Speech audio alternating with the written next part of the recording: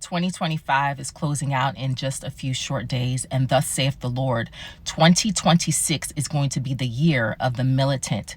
You're going to see the Marcus Garveys, the Harriet Tubmans, and those that carry the office of the prophet rise among you.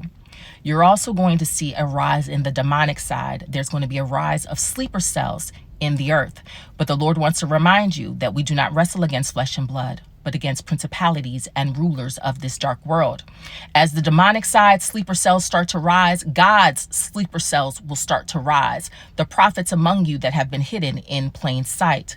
He also reminded me of a song that I absolutely love, and I'm going to keep this on replay all 2026, and it's called Stand Up, and it was part of the Harriet Tubman soundtrack, and it was actually sung by Cynthia Erivo. Now, about 6 years ago, Cynthia Erivo was carrying the Spirit of the Lord within her, singing so beautifully and effortlessly as she was standing, in that moment of recapturing the life of Harriet Tubman.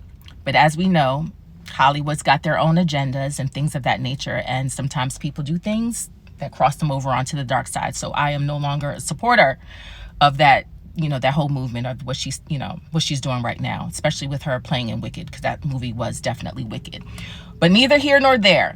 The point is, that song, Stand Up by Harriet Tubman, that is going to be the soundtrack for the nations, because there's going to be a rising of God's prophets that are literally going to have planted underground railroads throughout the nations to get people from A to B, as President Trump is deporting, the Haitians in February. And there's going to be a lot more. Listen, my parents are from Jamaica. Who knows how far back they're going to go? Oh, your mom and dad are born in Jamaica? You come too. And I'll be fine with that, honestly. But I definitely want you to be on the lookout for the sleeper cells, because as you start to see and hear more about these sleeper cells rising, I want you to also know that God's prophets are going to be rising.